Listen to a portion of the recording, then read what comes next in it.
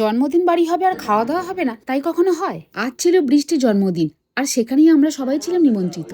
সকাল সকাল আসতে বললেও পৌঁছাতে পৌঁছাতে হয়ে গেছিল প্রায় বেলা 12টা। এখানে ফিশ ফ্রাই গুলো দোকান থেকে একদম রেডি করে আনা ছিল, জাস্ট ফ্রাই করে দিলেই হবে। তবে ফিশ ফ্রাই গুলোর যা সাইজ, এতে মনে হয় একটার বেশি দুটো খাওয়া যাবে। একটা করাতে মোটামুটি 2 থেকে 3টে ফিশ ফ্রাই ধরে গেলে 25-30টার মতন ফ্রাই ভাজতে বেশিক্ষণ টাইম লাগবে না। আমি ভেজে দিচ্ছিলাম, আর দিদি মানে আমার ননদ গিয়ে সবাইকে দিয়ে আসছিল। আসলে যে কোনো ফ্রাই জাতীয় জিনিস ঠান্ডা হয়ে গেলে না একদম ভালো লাগে না।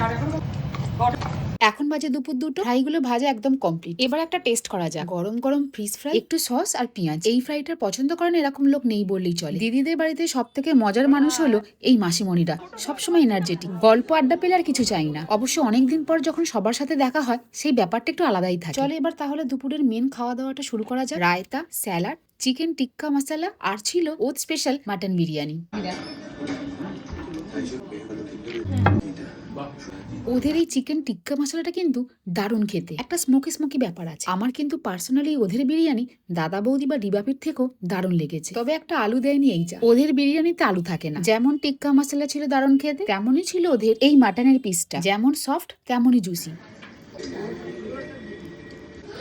বেশি চর্বিওয়ালা মাটন একদম ভালো লাগে না, বাট এই পিসটা একদম ঠিকঠাক ছিল। খাওয়া দাওয়া শেষ করে উঠতে উঠতেই 3টে সাড়ে 3টে বেজে গেছিল। তারপরে ছিল কেক কাটা।